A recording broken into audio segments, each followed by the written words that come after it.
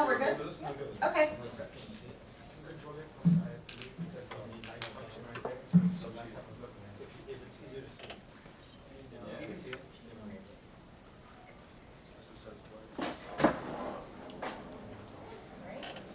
Yeah. Okay. Can you for my class? Okay.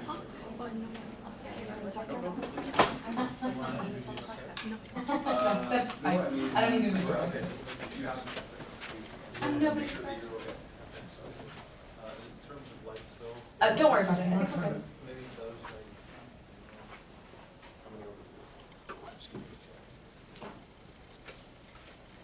So, good evening. You're really good. So you're really good.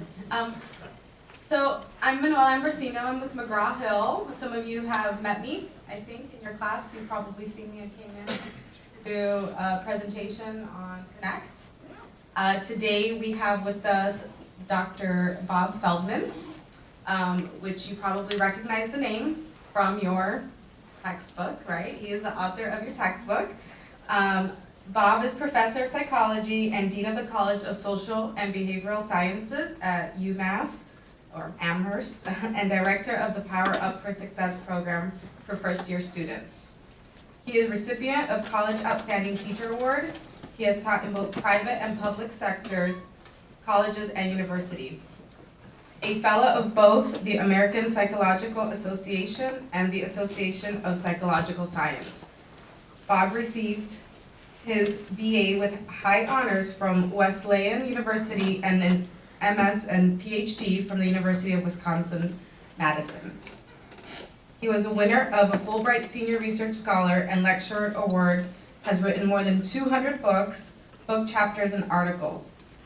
His books have been translated into languages including Spanish, German, Dutch, Portuguese, French, Italian, Chinese, Korean, and Japanese. And his textbooks have been used by more than 2 million students across the world. His research has been supported by grants from the National Institute of Mental Health and the National Institute of Disabilities and Rehabilitation Research. He is president-elect of the Federation of Associations for Behavioral and Brain Sciences and Foundation. So today he's going to be presenting to you about the truth about lying. And I think I'll let Dr. Feldman go ahead and tell you about what that is. So sit down, welcome, and I'll open it up for questions later. Oh yeah, right? absolutely. Well, I'm really delighted to be here, and I thank you for the invitation. It's really a pleasure to, it's really a pleasure to come to Florida. Yesterday it was snowing in Massachusetts, so it's really nice to be in a warm and sunny place, even though it isn't so sunny today. I want to start off by asking you a series of questions and ask you to consider when it was the last time that somebody lied to you. And so think about who it was who lied to you, think about when it happened, and think about why it happened. So just spend a little time thinking about that. I'm not going to, well, maybe I will ask you. Anybody like to talk about a situation where this happened? Yes.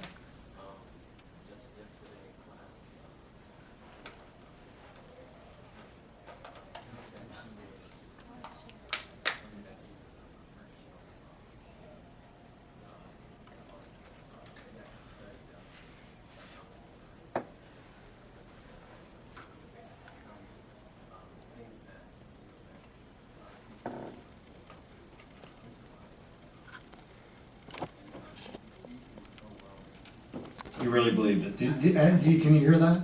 No.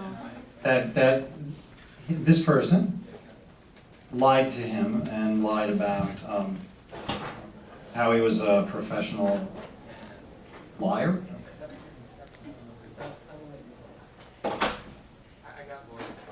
Okay, all right, well, all right, the point is, he lied, and actually, probably most of you had to search back through memory to think about the person who lied to you.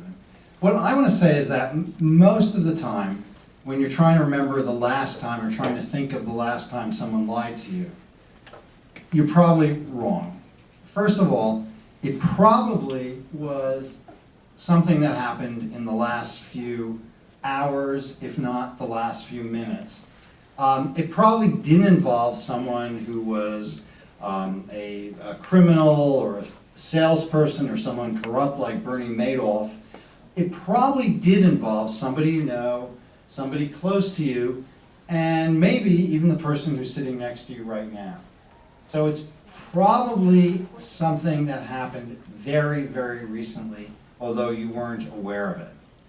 The truth about lying, the conventional view of lying, is that it's rare in everyday life and that it involves people who are somehow morally corrupt or deficient or psychologically deficient in some way. And so we get instances of people like Bill Clinton. Let me see.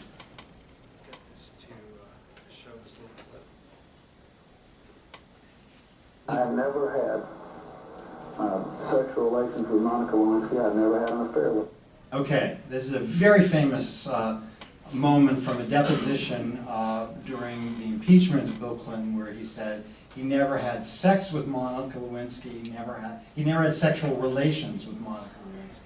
He never had an affair with her. Well, it turns out it really depends on how you define sex, and he was really walking a very fine line with that. Now, an even closer, more recent example is Lance Armstrong, and this is kind of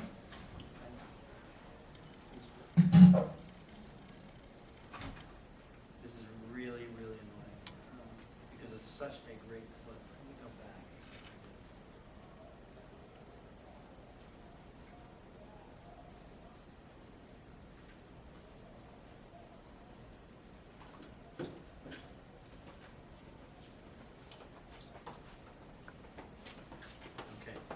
Truly disappointing, because this is a great clip.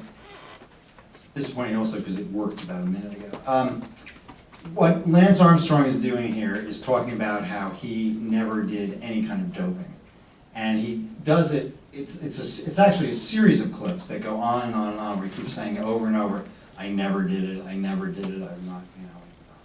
deny, deny, deny, deny, when we know very well that Lance Armstrong was truly lying. So, we tend to think of these very conspicuous examples of people who lie and think of those as the ones that are most likely to be things that we recognize in terms of lying. But the truth about lying is different. First of all, it is common. It is very common in terms of the check is in the mail, or I'll call you next week, or I'm calling your boss and saying you're sick, or telling someone that your phone was off so you missed the call when in fact you didn't at all. Very common in that regard. It's also part of the way that we educate our children. We train them to be liars. We tell them, grandma's coming over, she's going to bring you a gift that you're not going to like very much, but tell her that you really like it. So despite talking about icons like Honest Abe and George Washington, who supposedly never told a lie, the reality is that people are actually teaching their kids to be liars. And it's also one of the ways that we maintain good relationships with other people. We say to someone, are you losing weight? You look really terrific, or that dress looks fantastic on you. We tell people things that they want to hear. So in fact, lying is very, very common. Now, one of the reasons that it's common is that not only are we lied to frequently, but we ourselves are lying to other people just as much, even though we may not be aware of it. Now, one of the reasons that lying is a fact of life is that you find it in the animal world as well as with humans. This is one very good example. This is the Photurus female firefly. You may not know it, but fireflies, when they're flashing, are actually signaling their availability, sexual availability. And what the Photurus female does is mimic the flashing of a species of firefly that is different from her own. And what that means is it lures males from another species to her.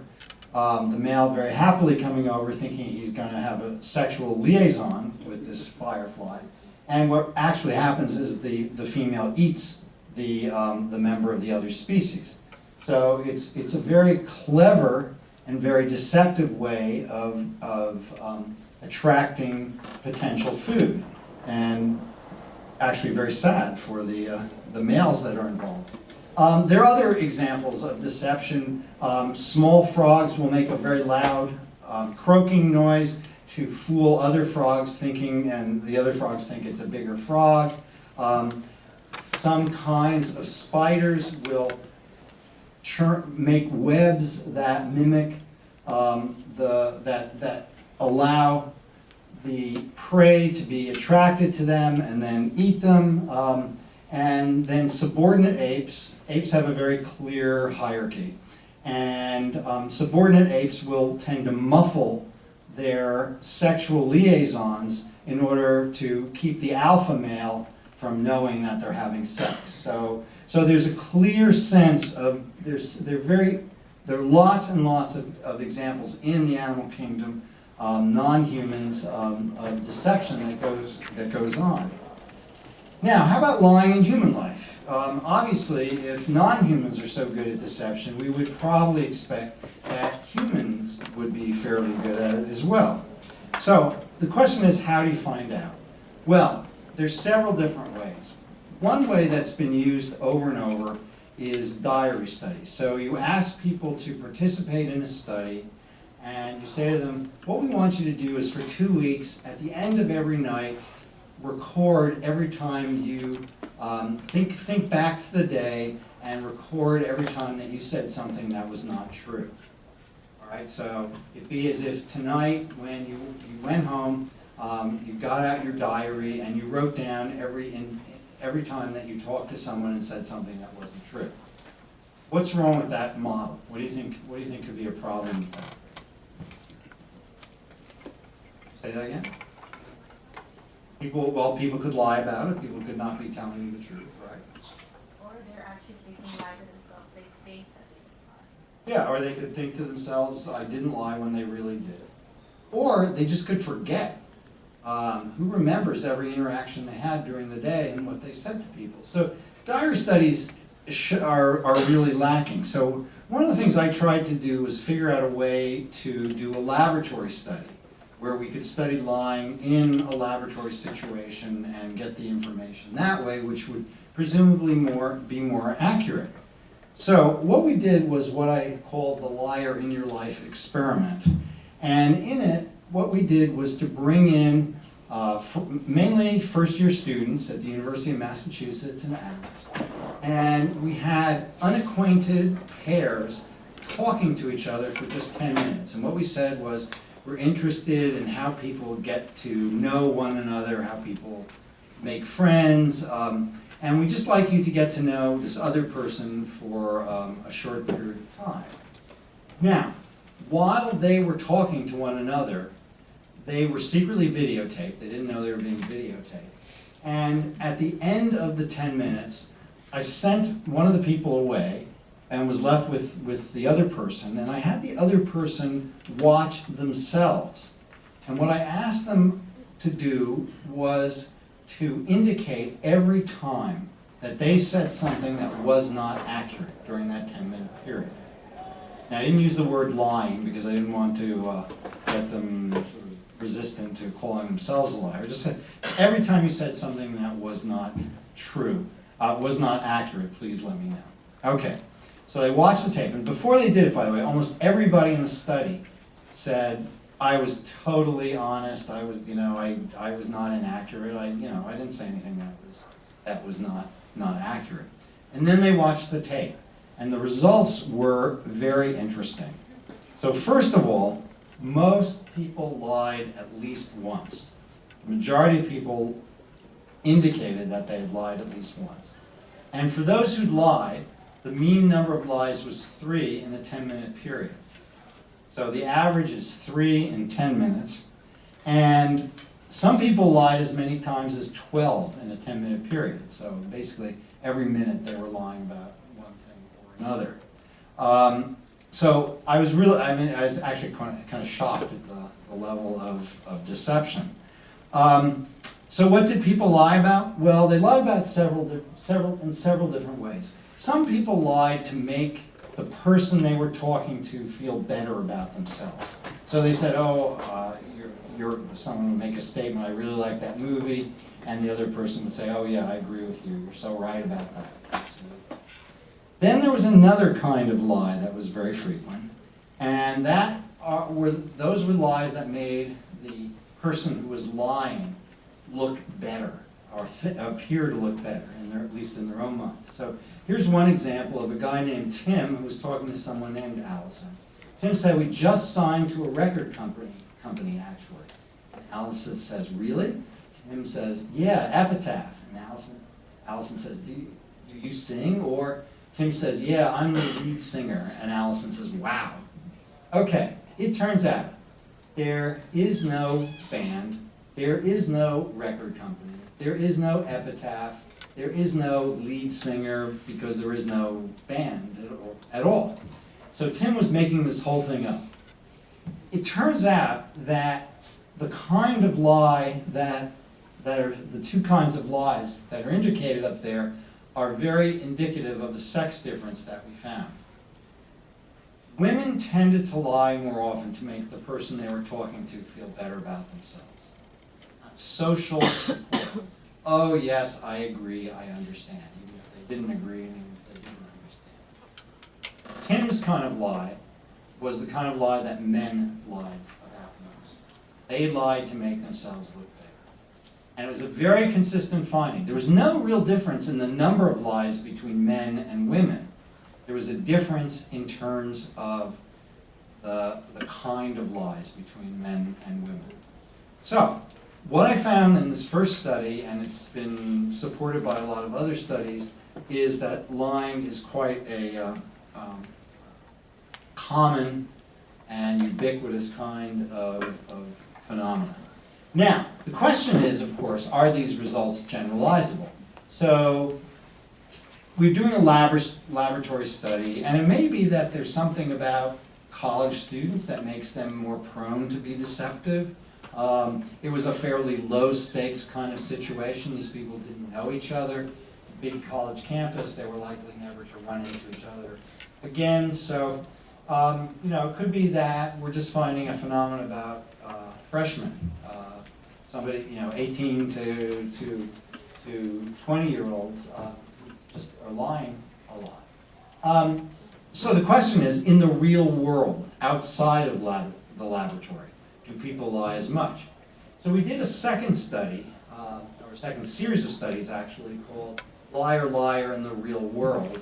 And what we did, and at this point the first study had gained some media attention, so with the help of ABC News, they provided a set of cameras, these little tiny cameras that could be fitted into a bag, a small bag. And we had a group of about 20 people who were from different walks of life, different occupations, carry around one of these bags with this camera hidden inside.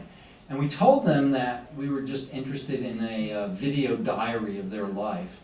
And we said, every time you're talking to someone else, turn on the camera, record yourself, not the other person, but record yourself.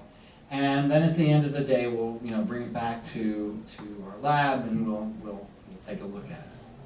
And so what we did was we got these people going through their everyday lives outside of in the real world, in their jobs, in their offices, in their stores, whatever they were doing. And we analyzed the data, and what we found were results that were almost exactly the same as what we found in the laboratory. That is, people in the real world lied a lot. They lied about 3 times in 10 minutes. That was very typical.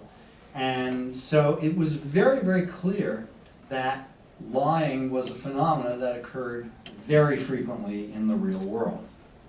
Now, the question is why? And what are the reasons for this? So I want to show you, and hopefully this clip will work, a clip. This is from a Jim Carrey movie called Liar, Liar. And the premise of the movie is that one day Jim Carrey wakes up and he can only tell the truth. And so this is his first day back into the office. Like the new dress? Whatever takes the focus off your head. What's up, Fletcher? Your cholesterol! Hey! Logan! Hey, Fletcher! Hey! You're not important enough to remember! What's it gonna be, Mr. Reed? A pockmark eventually! Don't ask! For God's sakes, don't ask! All right, so poor Jim Carrey has this experience of telling everyone the truth, everything that pops into his mind. So one of the reasons it's very clear that we lie is to hide the truth from other people that they might not want to know. We avoid telling others what their faults are, and we ourselves want to be shielded from that information. So this is really important.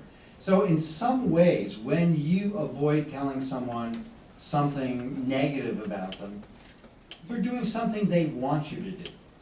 That is, if you're doing a terrible job at something, on some level, you really don't want to know that. You don't want someone to tell you you're doing a bad job. You're perfectly willing to accept the lies of other people. So, excuse me, one of the reasons that we lie to other people is to protect them from things that they themselves may not want to hear. But we also lie for other reasons. And we lie in order to be an effective social interactant. That is, lying is almost a kind of social skill, and in fact it is a social skill.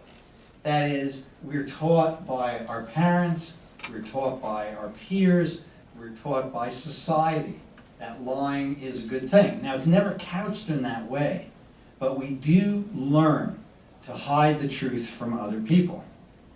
Now, let me tell you about this study that actually shows that as you get older, you get better at lying. It's a kind of skill that develops. And what we did in this study, which I called the Good Liars Are Made, Not Born study, was to take people of 3 age groups, first graders, 7th graders, and college students, and tell them that we were going to be making a commercial. And even the first graders understood that sometimes in commercials, you'll say things that are not true. So what we did was we made 2 different drinks. One was Kool-Aid that was made properly, which tastes reasonably okay. The other drink we made Kool-Aid but left out the sugar, which is basically a kind of chemical mix. It tastes really horrible. So we had these 2 drinks, and what we told the people in the study was we wanted them to be recorded on camera, saying that each of the drinks tasted good. So we had first graders who did this, we had 7th graders, and we had college students. And we then showed these tapes of their faces to people, untrained observers, and just said, how much do you think this person likes the drink? And what we found were very clear results. The first graders were just terrible liars, pretty much. You could tell when they made faces basically when they were tasting the bad drink, and looked perfectly happy when they were tasting the good one. The 7th graders were actually quite talented liars. That is, you could tell no difference between when they were tasting the good drink and the bad drink. On the other hand, the college students were terrific liars.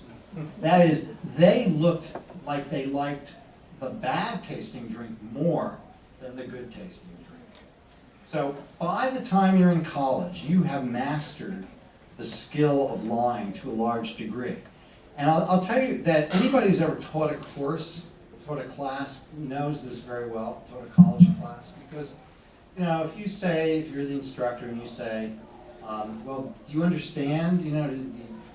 What you get is kind of a look across the classroom of people who are kind of nodding their head very subtly, and sort of slight smile like they do understand it. But nobody wants to be called on, so they don't, they don't show that they don't understand it particularly. So you're always faced with college students who know very well how to control their nonverbal behavior and who are very good liars in that sense. So clearly becoming a liar is something that we learn as we get older, and most of us get better at it. So there are other reasons why we lie. One is we want to influence other people. Another is we want to create an impression about ourselves. We want to present ourselves as being competent, as being hardworking, as being productive. We want to manage the impression that we give off to other people. And finally, we want to provide reassurance and social support to other people. We want to make them feel like they're useful. Now, a related question is whether we can get away with lies. And in fact, one of the reasons that people lie is that they can lie. That is, they can get away with those lies. Despite what you might have seen on television shows and what you may have read in the media, there's no reliable way to tell when someone is lying. There is no way of knowing this. If you look at the data on polygraphs, on lie detectors, even though they're used by the military, even though they're used by the CIA, even though they're used by the police, if you take a cold, hard look at the data on whether you can tell if someone's lying from a lie detector machine, you cannot. There are too many times that you get false positives and false negatives. People are accused of lying when they're telling the truth, and people are telling the truth, but who are thought to be telling the truth when in fact they're lying. We're using brain scans more now, but that's still very unreliable. And so there is no instrument that will tell you whether you are telling the truth or you're lying. Now, that has not stopped the whole industry from growing up. So for instance, there are catalogs where you can buy this device, which is called TruthQuest. And what TruthQuest is a very colorful instrument that you hook up to your phone. And supposedly, while you're talking to someone on the phone, the colored lights will go on and will tell you whether that person is telling the truth or not. And you can see these are actually two models. The first one is where you hook it up to your own phone. The second one is a phone with the instrumentation built in. Does not work. No evidence it works. But you can buy these, and they're kind of interesting. I mean, it does look. I was tempted to buy it just to have it on my desk because it looks so kind of cool. It's also the case that the U.S. Army has invested in what they call the Preliminary Credibility Assessment Screening System, which has some, the acronym is PCASS. And they've used this in Afghanistan, and the idea is that you hook this up in the field, you capture someone and you hook this up to their hands, and you can tell from their reactions whether they are lying or telling the truth. This may be one of the reasons why the war in Afghanistan did not go very well. It absolutely doesn't work, and certainly, I mean, it might work in scaring people, I guess, if you were hooked up to that, and you have no idea what it's going to do. It does look vaguely menacing, so maybe someone would tell the truth because of that. I don't know, but it did not work very well. So, okay, so we know that instrumentation does not work very well. How about people? We all have hunches about lies. How do we do? Well, it turns out that people identify lies at chance levels, 50-50. In other words, you might as well toss a coin if you want to know whether someone is lying. Part of this is that we overestimate our ability to detect deception. We think we're better at it than we really are. Most of us don't know the data. Most of us believe that we're pretty good at detecting when someone is being deceptive. And even people who we think would be good at detecting deception, like judges and police and psychiatrists, people who administer polygraphs, lie detector tests, none of them are particularly good at detecting deception. Why are we poor? Well, one of the reasons is that we use the wrong nonverbal cues to detect deception. Think for a moment what you think is related, what nonverbal cue would be related to deception. If you thought about averted gaze as one indicator, that is something that is almost across every culture. People believe that when someone averts their gaze, they can't look you in the eye, that that's a sign of deception. The problem is that it isn't. It is not related to deception. And there are also lots and lots of individual differences. So one person may be lying and showing one nonverbal behavior. Other people are showing a totally different nonverbal behavior that's related to their deception. Now, there are some cues that are related to deception. And it's a short list. Higher voice pitch, so when people are lying, their voices do go up a little bit. They blink more, they shrug their shoulders more, their pupils become slightly dilated, there is decreased eye contact, less smiling, and they use more words when they're lying. So someone who's lying uses more words. Here is the problem. The problem is these very same cues are also associated with anxiety. So if I'm really anxious, my voice pitch will probably go up, I might blink more, I might shrug more, my pupils might dilate. All those cues that are related to lying are also related to other things, like anxiety. So if you're in a courtroom and you're accused, let's say you're totally innocent, and you're accused by the prosecutor of being a criminal and you know, you're being called out, and the prosecutor is saying, this guy's guilty and I know you're guilty. What are you going to do? Well, even if you're innocent, you're probably going to feel pretty awful about it, and you're going to show all these at least some of these signs of anxiety. So we don't know what nonverbal cues are signifying if they are or are not related to deception. It's also the case that we're not very good at identifying liars because liars have an advantage. There is what you can call the liar's advantage. First of all, we carry with us a truth bias. Most of the time, we just assume that others are telling us the truth. So, in general, if you ask people about whether someone is lying to them or not, they're going to choose that they're being told the truth more often than not. There's also the willing accomplice phenomena, which we talked a little bit about earlier. That is, we are often motivated to accept the lies of other people. So, I'll give you my own example. I give a lot of talks around the country, and afterwards people come up to me and say, oh, great talk, really interesting, really enjoyed it. Okay. Do I believe them? Well, I am totally motivated to accept what they tell me. Now, they may be lying, they may be telling the truth, I don't know, I don't, on some level, care that much. I'm just happy to accept what they've told me. So very often, we're absolutely willing to accept the lies that other people are telling us. We just don't try very hard to figure it out. And that leads to the third one, which is that we are cognitive misers. That is, it takes less mental effort to assume that other people are being truthful to us. Think about the converse of that. Let's say you're very suspicious all the time, and somebody says something to you. Well, what do you have to do? You have to evaluate it, you have to think about it. Is this person telling me the truth? Is this person lying? You have to put a lot of thought into it. It's much, much easier to say, that person is probably telling the truth.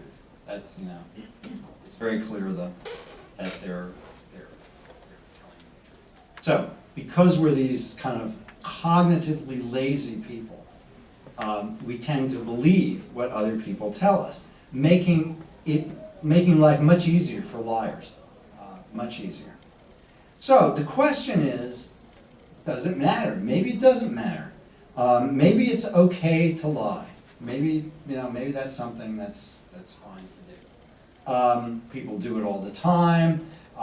It greases the wheels of social interaction. Things go more smoothly, and it's clearly an effective social strategy.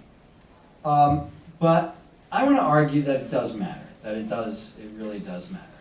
First of all, there's a kind of indelible smudge on social interactions. That is, social interactions are inauthentic, and so it leads to an inauthenticity in relationships if there are lies, especially if a lie comes early on in a relationship, because there's a kind of snowball effect in which lies lead to more lies.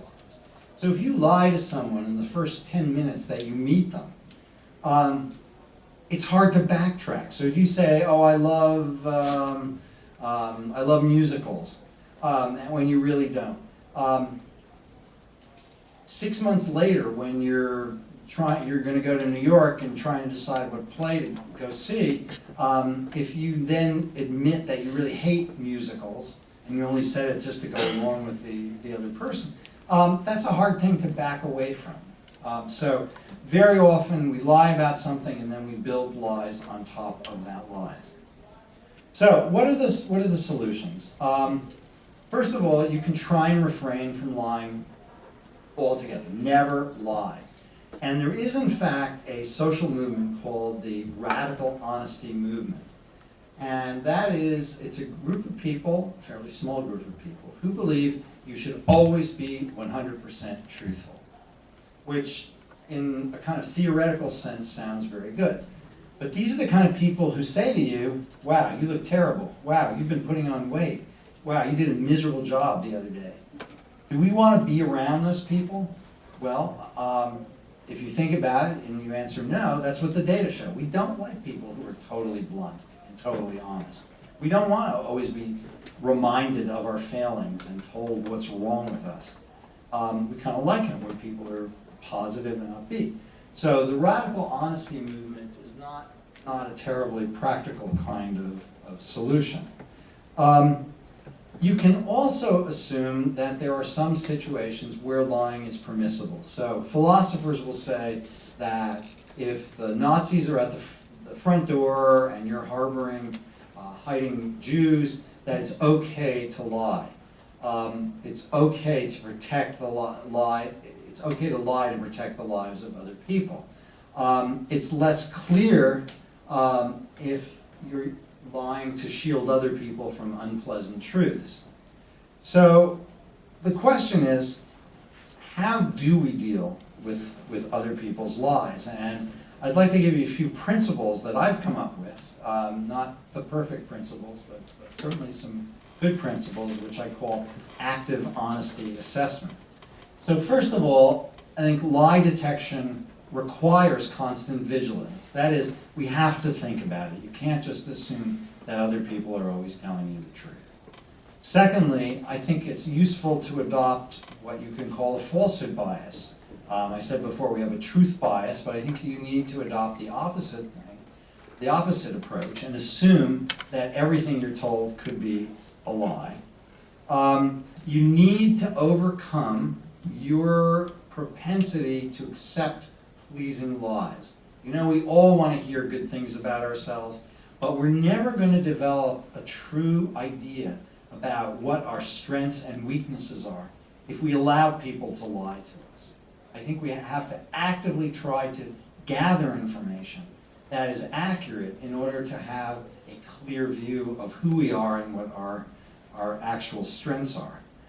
I think it's also important to verify, and verify. That is, think about whether when someone tells you something, if it sounds too good to be true, think about ways of verifying that information. And finally, using your gut is not a bad thing. That is, especially if you know someone really well. If you believe that they're lying to you, follow up on it, because that intuition you have, that feeling you have, may be true. if you know the person really. So the bottom line here is I want to leave you with 3 principles about honesty. First of all, accept that there are liars in your life. Know that other people are lying to you. And know and realize that you're probably one of them, that you're probably lying to other people. And remember I said earlier that people in my studies almost never thought that they were lying in the 10-minute period of the study. And people often say to me, you know, I understand this is the data that you found, this is what your research shows, but I don't lie, I'm really honest. And what I say to people who say that to me is, what I want you to do is for 24 hours, just observe your own behavior. Listen to the things that you say to other people. And evaluate whether in fact you never say anything that's less than truthful. And almost always people come back to me the next day and say, you were right, that in fact there are a lot of instances in which I was saying something that was not entirely true.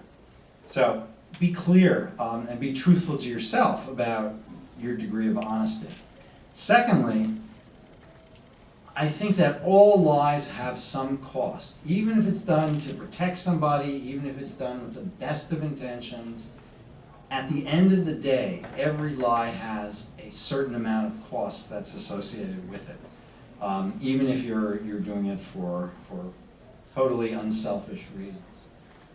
And finally, honesty, I think, is the best policy. It may not be the perfect policy, but at the end of the day, ultimately, honesty is the best policy. Thanks very much.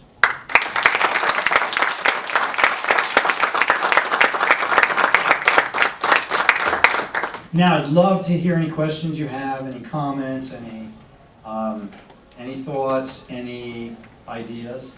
Maria? I have a question about your the study when the people were talking and you said that women were more likely to already support lies. Was that only when they were talking to males, or it didn't matter? Didn't matter. To females, so they're just okay. Didn't matter. Yeah, I was hoping to find some gender differences in terms of the male, female, male, male, female. Yeah, but we didn't. It was very, very consistent. Males lied to make themselves look better if they were talking to a woman. They lied to make themselves look better if they were talking to another guy. And women were just being very supportive. You said that the average is about lasts for 10 minutes. Is the range from 1 to 10, like a lot of people were 1s and a lot of people were 10s, or were there very narrow 2 or 3? It was, first of all, there were about 25% who didn't lie at all, that there was the 0. But the range was, as 1 to 12. It was more a range of the liars, I'd say 3, 4, 5 in that range there. So there weren't very many people who lied. I mean, there was one guy who lied 12 times. And it was really interesting because I knew him. It was a student who worked with me. It's a little frightening.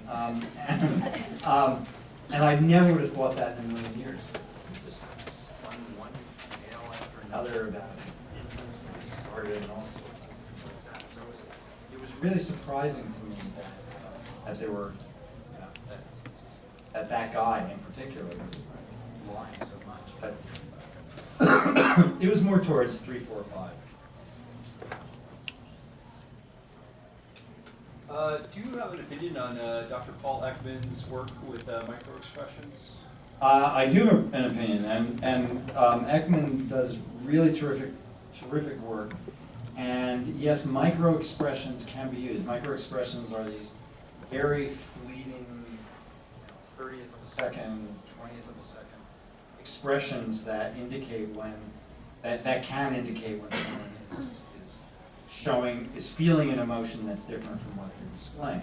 The problem is almost none of us can see that. So it's not like in our everyday life, unless you've been trained really rigorously, you're not going to be able to tell. I can't tell when someone is going through one of those micro bursts of expression. So it's a very real phenomenon, but in terms of allowing us in our everyday life to tell when someone is lying, Paul Ekman can do it. And, there's a TV show. It's called Lie to me. Yeah, and on that show, I mean, that 90% of it was exaggerated, but there was a kernel of truth to some of what they were talking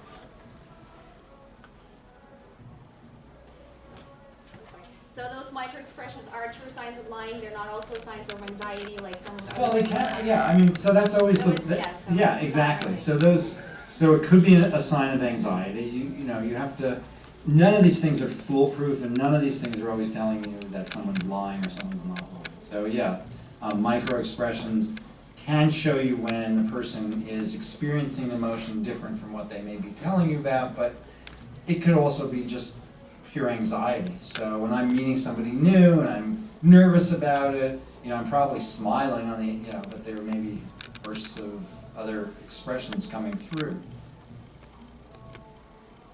Were there less lies? I don't know if you did a study about this, but were there less lies between people who knew each other already and strangers? Well, we never did that. We never ran that study.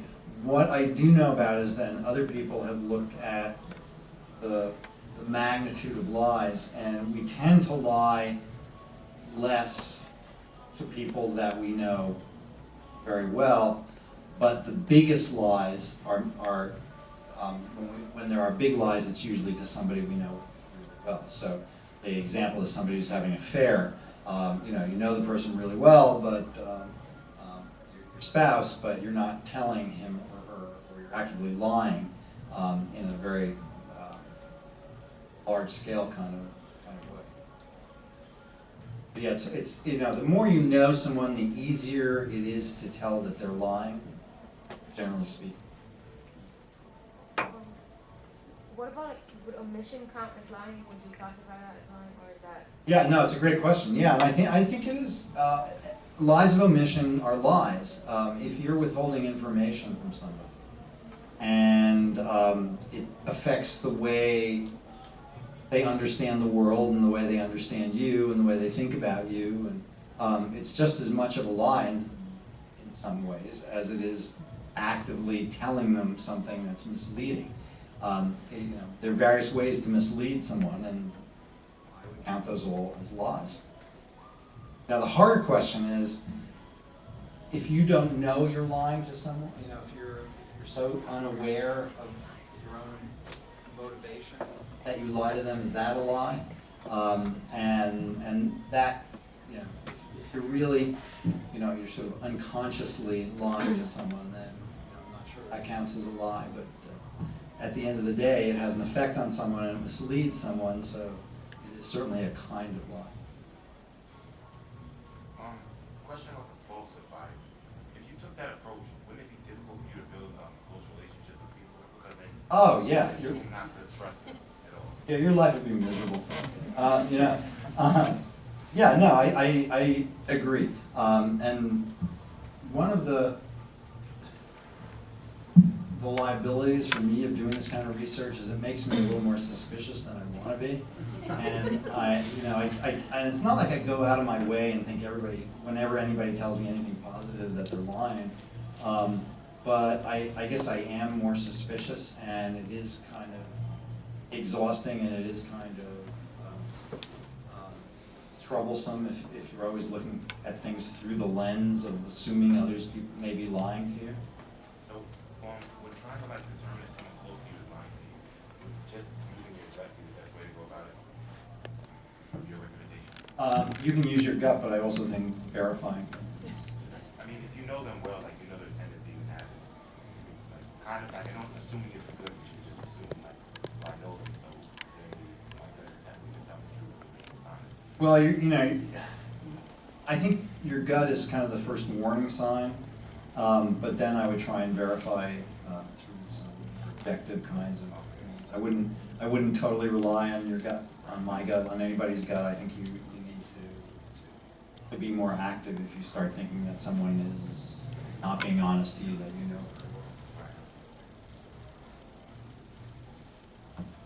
I have a question. Have you tried communicating to the police officers and other people who think of themselves as experts in lie detection? Have you tried to communicate the findings that they're really not so good, and what was the reaction if you have? Well, I've talked to judges. Oh. And, well, judges do have their opinions, and they think they're pretty good at telling when somebody's lying. The thing that I went into the first time I talked to a group of judges, and somebody came up to me afterwards and said, "Oh, people lie in court all the time." I said, wait, they're under oath. Don't they tell you the truth? And they did just what you did. They laughed.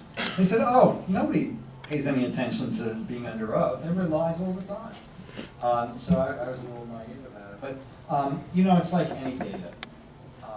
People believe their own intuitions more than they believe data if the data don't support their intuitions. So people it's very hard to convince people of something like this. And it's astounding to me that the National Academy of Sciences did this gigantic study on the efficacy of lie detectors, polygraphs, and they just found that they were not accurate. But you cannot convince people in the Army, you cannot convince the CIA, you cannot convince people, the police, that those findings are accurate. They just won't believe it.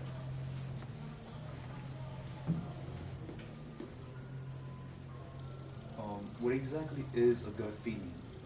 What is a gut feeling? Yeah, or you subconsciously It's when you have a sense that something's not right. You just kind of feel it. Like why? It's just you. Oh, what is? Yeah, well, it's some information that's. You're seeing something, and you may not even be able to put your finger on what it is exactly, but it's making you feel uncomfortable or making you feel like this is not quite right. This just doesn't sound true. So it's feelings that you may not even be able to pinpoint in terms of where it's coming from, but it's just something that you're experiencing, something you feel. Wouldn't a gut feeling and a woman's intuition classify as the same thing? A gut feeling and intuition? Yeah. Yeah, I mean the same. I mean the same thing about it. We have a deception researcher, a renowned researcher here at the university, Dr. Ronald Fisher, who I'm sure you're familiar with, the co-inventor of the cognitive interview. I was just wondering if you would, if you've done any research using the technique, or what your thoughts were on the technique. I haven't. No, I haven't, and I really don't know about it. But I do think there's an irony in the fact that in order to do this kind of research that I'm doing, I use deception. I lie to people. So I brought in the subjects and participants, and I told them that they're going to be in a study about getting to know one another, and then I secretly videotape. And what I'm interested in is not them getting to know one another. It's whether they lie to one another. So in order to conduct research, sometimes you have to lie to your subjects, and when you're lying to your subjects about a study that has to do with lying, it does give you pause, I think. Sorry, if we go back to the issue of gut feeling versus and then the need to verify, how do you tell a difference between a legitimate gut feeling and being paranoid? Because then if you're suspicious all the time, because people lie, they gotta lie all the time, right? Right. Three Right. times Now per you 10 know minutes that. at least. Now you're no longer paranoid. You're being right all the time. I do think it is a matter of if you think everybody's lying to you all the time.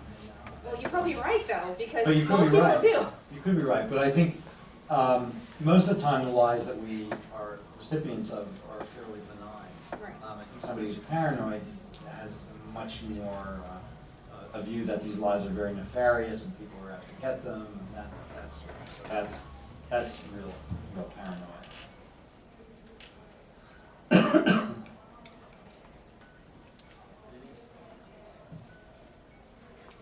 Well, it was really fun. For me, a pleasure to talk to you, and I appreciate all of you being here so late today, and thanks a lot.